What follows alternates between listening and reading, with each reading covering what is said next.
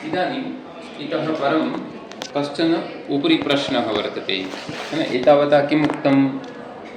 प्रमालक्षणम् उक्तं ग्रन्थकारेण। अनधिगत अबाधित विषयज्ञानत्वं प्रमात्वम् इति प्रमालक्षणम् उक्तं। तदुपरि पूर्वपक्षिणा एका शङ्का उद्भाविता। कथं शङ्का उद्भाविता? ज्ञानं यदस्ति तद् अनित्यम् अस्ति, त्रिक्षणावस्थायी ज्ञानं भवति।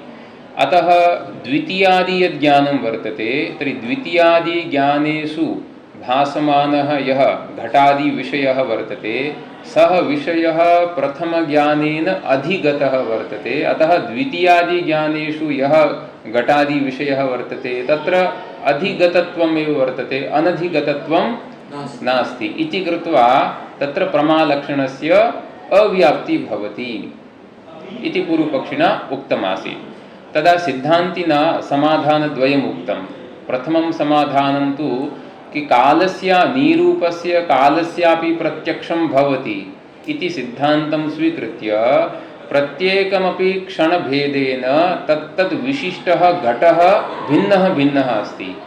अतः द्वितीयक्षणे विद्यमानस्य घटस्य ज्ञानं द्वितीयक्षणे एव भवति।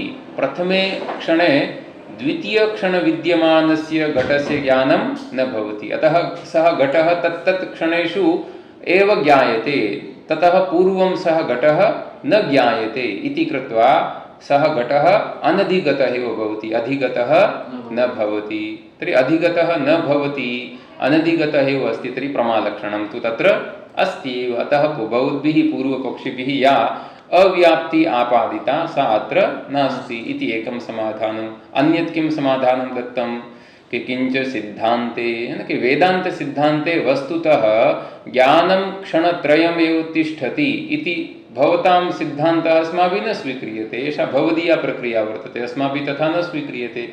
अस्माभिः तु किं स्वीक्रियते? यावत्पर्यन्तं घटाकारा अन्तःकरणवृत्तिः एका अस्ति तावत्पर्यन्तं तज्ज्ञानमपि एकमेव अस्ति। धारावाहिकस्थले तज्ज्ञानमपि एकमेव अस्ति।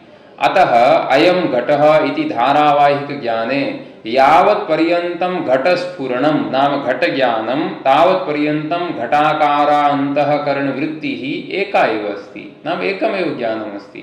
ज्ञानभेदः एव तत्र नास्ति इति कृत्वा अत्र अतिव्याप्ति शङ्का एव कर्तुं न शक्यते वस्तुतः। अतिव्याप्ति अव्याप्ति शङ्का एव नोदेति इति एतावता उक्तमासीत्। इदानीं पूर्वपक्षी एवं वदति कि भवतां वेदान्त सिद्धान्ते यथा शुक्तिकायां प्रतीयमानं रजतं मिथ्या भवति, शुक्तिकायां प्रतीयमानं रजतं मिथ्या अस्ति। किमर्थं? रजतस्य बाधः भवति। एवमेव रज्जौ प्रतीयमानः सर्पः अपि मिथ्या, सत्यः इति भवन्तः न वदन्ति। किं वदन्ति? मिथ्या इति वदन्ति। तर्हि अस्माभिः पृच्छ्यते रज्जौ प्रतीयमानः सर्पः मिथ्या, शुक्तिकायां प्रतीयमानं रजतं मिथ्या, एकस्मिन् चन्द्रे चन्द्रद्वयं यदि प्रतीयते तर्हि तदपि मिथ्या। किमर्थं मिथ्या? बाधितविषयत्वात्। यतोहि यस्य बाधः भवति सः मिथ्या भवति, एवं वक्तव्यं। तर्हि पूर्वपक्षी वदति तर्हि एषः घटः, एषः पटः, एते ये घटपटादि विषयाः सन्ति एतेषां बाधः भवति वा न भवति? तर्हि सिद्धान्तिना वेदान्तिना किं वक्तव्यं? बाधः भवति वा न भवति? भवति। बाधः भवति। इदानीं न भवति, व्यवहारदशायां न भवति, किन्तु कदा भवति? ब्रह्मज्ञानं यदा भवति तदानीं तु एतेषां घटपटादीनां सर्वेषां बाधः भवत्येव। इत्युक्ते एते घटपटादि विषयाः अपि बाधिताः सन्ति। तर्हि इदानीं पूर्वपक्षी अत्र एवं वदति, सः युक्तिम् अत्र प्रदर्शयति। पश्यन्तु, सः वदति कि शुक्तिकायां प्रतीतं रजतं मिथ्या अस्ति। नाम शुक्तिकायां यदा रजतस्य ज्ञानं जातम्, इदं रजतम्, एतद् ज्ञानं प्रामाणिकम् अस्ति वा अप्रामाणिकम्? किमर्थम् अप्रामाणिकम् अस्ति? बाधात्, एतस्य ज्ञानस्य बाधः भवति, अतः अप्रामाणिकम् अस्ति। तर्हि एवमेव इदं पुस्तकम्, अयं घटः, अयं पटः, एतस्य ज्ञानस्यापि बाधः भवति वा न भवति? भवति कदा ब्रह्मज्ञानेन बाधः भवति तर्हि एते अयं घटः अयं पटः इति यद् ज्ञानमस्ति तद् ज्ञानमपि बाधितमस्ति तर्हि बाधितं यद् ज्ञानमस्ति तद् प्रमा कथं भवितुमर्हति प्रमा तु भवतां प्रमालक्षणं किमस्ति अनधिगत अबाधित अबाधित पदमस्ति किल अत्र तु इदानीं बाधितमेव अस्ति तर्हि अत्र प्रमायाः लक्षणं कुत्रापि भवतां वेदान्तसिद्धान्ते प्रमायाः लक्षणं कुत्र प्रमालक्षणस्य किमपि उदाहरणमेव न भवितुमर्हति ब्रह्म विहाय किमपि उदाहरणं न भवितुमर्हति है न अतः एतादृशं यद् अयं घटः अयं पटः इति बाधितविषयकं ज्ञानं कथं प्रमाणं भवितुमर्हति इति तस्य आशयः वर्तते इदानीम् इति आशयवान् एषः पूर्वपक्षी अत्र वदति पठतु ननु ननु सिद्धान्ते सिद्धान्ते इत्युक्ते ननु इत्युक्ते तत्र शङ्कार्थे ननु है न शङ्का अस्ति कि सिद्धान्तेनां भवतां वेदान्तसिद्धान्ते घटादिर्मिथ्यात्वेन घट पट एते सर्वेपि मिथ्या सन्ति किमर्थं मिथ्या सन्ति एतेषां बाधः भवति अतः एते मिथ्या सन्ति अतः घटादिर्मिथ्यात्वेन है न बाधितत्वात् यतोहि एते बाधिताः भवन्ति अतः बाधितत्वात् घटादेः मिथ्यात्वम् अस्ति तेन मिथ्यात्वेन तज्ज्ञानं नाम घटादिज्ञानम् अयं घटः अयं पटः अस्ति अयं घटः अस्ति अयं मनुष्यः अस्ति इदं पुस्तकम् अस्ति एतादृशं ज्ञानमपि कथं प्रमाणं कथं भवति एतस्य ज्ञानस्यापि बाधः भवति किल अत्र प्रमाणं कथं भवति यतोहि भवतां अत्र प्रमाणम् इति पदं मन्ये प्रमा इति अर्थे नाम एतादृशं ज्ञानं प्रमा कथं भवितुमर्हति ज्ञानम् एतादृशं ज्ञानं प्रमा कथं भवितुमर्हति इति तात्पर्यं यतोहि प्रमायाः लक्षणं तु अनधिगत अबाधितं तत्र अस्ति किल दलम् इति तस्य प्रश्नः वर्तते न इदानीं प्रश्नः अवगतः समाधानम् उच्यते ब्रह्म साक्षात्कारानन्तरं ये घटादीनां बाधः पश्यतु सिद्धान्तिना किम् उच्यते घटादीनां बाधः भवति इति अस्माभिः अङ्गीक्रियते किन्तु कदा भवति ब्रह्म साक्षात्कारानन्तरं हि घटादीनां बाधः न तु पूर्वं यावत्पर्यन्तं ब्रह्म साक्षात्कारः न जातः तावत्पर्यन्तं घटादीनां बाधः न भवति ब्रह्म ज्ञानानन्तरमेव घटादीनां बाधः भवति इति व्यवस्था अस्ति किल तर्हि एतद् भवद्भिः कथम् उच्यते ब्रह्मज्ञानानन्तरं घटादीनां बाधः भवति ततः पूर्वं घटादीनां बाधः न भवति अत्र किं प्रमाणमस्ति तर्हि सिद्धान्ती अत्र वदति श्रुतिरेव अत्र वेदः एव अत्र प्रमाणमस्ति न किं श्रुतिवाक्यं यत्र त्वस्य सर्वमात्मैवाभूत् तत्केन सम्पश्येत् इति श्रुतेः पश्यतु यत्र इत्युक्ते यस्यां तत्त्वसाक्षात्कारदशायां ब्रह्मसाक्षात्कारदशायां यत्र तु अस्य नाम अस्य ब्रह्मज्ञानिनः किं भवति सर्वम् आत्मैवाभूत् है ना कि यस्यां तत्त्वसाक्षात्कारदशायां यः आत्मज्ञानी भवति तस्य आत्मज्ञानिनः दृष्टौ सर्वम् आत्मा एव अभूत् सर्वत्र सः आत्मा एव आत्मानमेव पश्यति है ना अन्यत् किमपि न पश्यति यथा भगवद्गीता अस्ति किल भगवद्गीतायां शुनी चैव स्वपाके च पंडिताः समदर्शिनः पंडिता इत्युक्ते तत्र ये आत्मज्ञानिनः भवन्ति ते सर्वेषु भूतेषु एकमेव आत्मतत्त्वं पश्यन्ति है न सर्वेषु भूतेषु एकमेव ते आत्मतत्त्वं पश्यन्ति तत्र भेददृष्टिं न कुर्वन्ति इत्यर्थः अभेदमेव सर्वत्र पश्यन्ति इति तत्र तात्पर्यमस्ति अतः घटादीनां बाधः भवति इदानीं यः आत्मज्ञानी वर्तते सः सर्वत्र आत्मानमेव पश्यति इत्युक्ते आत्म अतिरिक्तं किमपि सः न पश्यति तर्हि तत्र ज्ञानस्य कश्चन विषयः अपि नास्ति तस्य विषयस्य ज्ञानं येन साधनेन भवति तत् साधनमपि किमपि नास्ति सर्वम् आत्मा एव वर्तते तर्हि तत् केन कं पश्येत् तर्हि एतादृशः यः ब्रह्मज्ञानी वर्तते सः केन साधनेन कं पश्येत् इत्युक्ते न कोऽपि तत्र न किमपि साधनमस्ति आत्मव्यतिरिक्तं न आत्मव्यतिरिक्तः कश्चन विषयः वर्तते अतः अद्वैतावस्थायां ब्रह्मज्ञानावस्थायां तु एतादृशः भावः भवति, किन्तु संसारदशायां न भवति। तदेव उच्यते न तु संसारदशायां बाधः। अतः एतेषां घटपटादीनां संसारदशायां बाधः न भवति। संसारदशायां तु एते सर्वेपि सद्रूपेणैव प्रतीयन्ते। घटः घटः अस्ति, पटः पटः, पिता पिता, माता माता, है ना।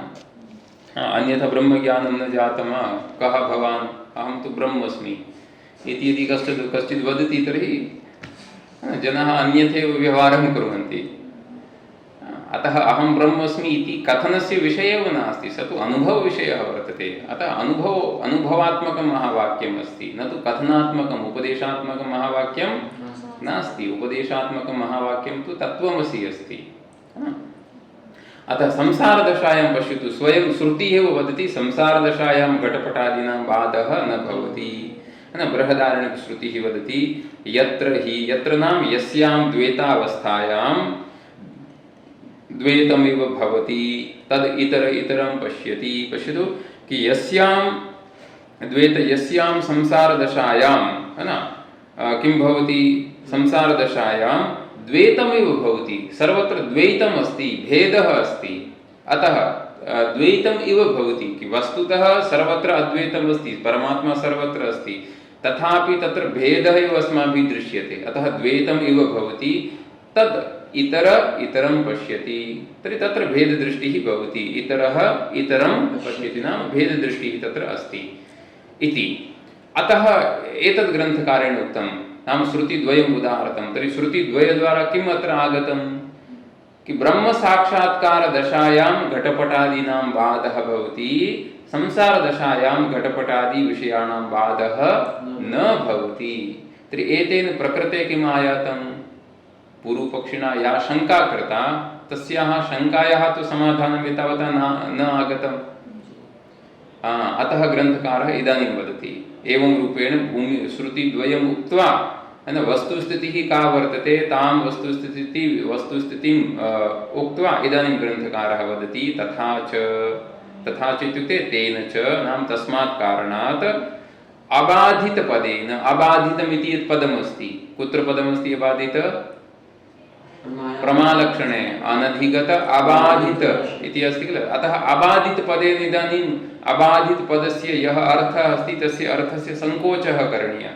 अतः अबाधित पदेन संसारदशायाम् अबाधितत्वं विवक्षितं कि अबाधित पदेन संसारदशायां घटादिपदार्थाः अबाधिताः सन्ति, एतादृशः अर्थः विवक्षितः, न तु मोक्षदशायाम् अबाधित। एतादृशः अर्थः अभीष्टः नास्ति।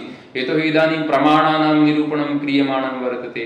तर्हि एतेषां प्रमाणानां प्रवृत्तिः कस्यां दशायां भवति, संसारदशायां भवति वा मोक्षदशायां भवति, संसारदशायां भवति।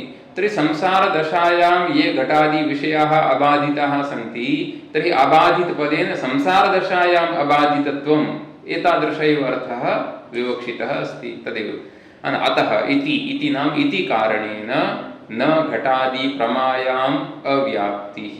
अतः इति कारणेन घटादि प्रमायां, प्रमा इत्युक्ते ज्ञानम्, अयं घटः अयं पटः इति यत् या प्रमा वर्तते, इति यत् ज्ञानं वर्तते, तस्मिन् ज्ञाने अव्याप्ति इति कश्चन दोषः पूर्वपक्षिणा आपादितः।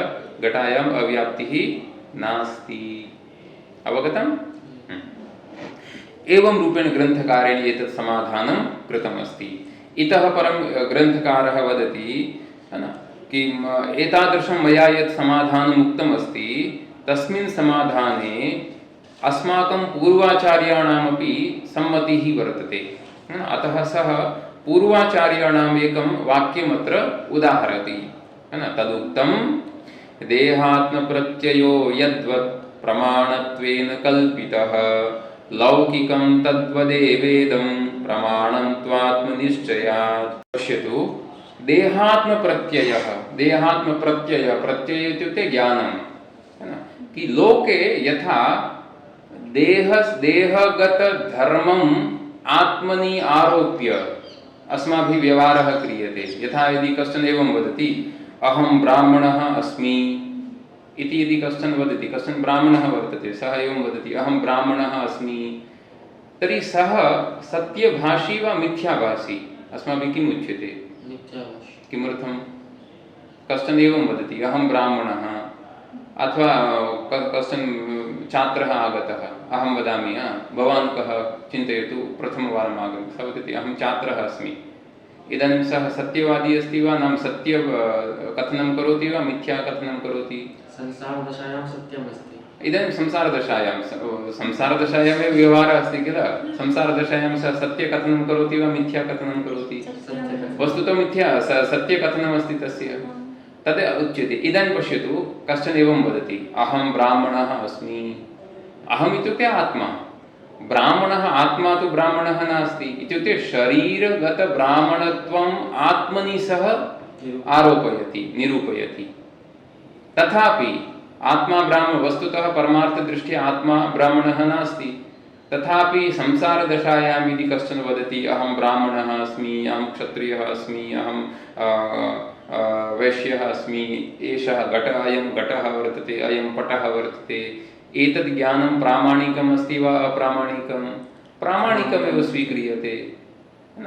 तदुच्यते कि देहात्मप्रत्ययः यद्वत् प्रमाणत्वेन कल्पितः, कि एतादृशः यः देहात्मप्रत्ययः वर्तते सः लोके संसारदशायां प्रमाणत्वेन कल्पितः वर्तते, है न। लौकिकं तद्वदेव इदं, है न, लौकिकं लौकिकं तद्वदेव इदं, है न। एवमेव लौकिकं ज्ञानं नाम अयं घटः, अयं पटः इत्यत्र यद्यपि घटः इति परमार्थदशायां बाधितविषयः वर्तते, ब्रह्मज्ञाने घटस्य बाधः भवति, किन्तु लोके तु तस्य बाधः न भवति।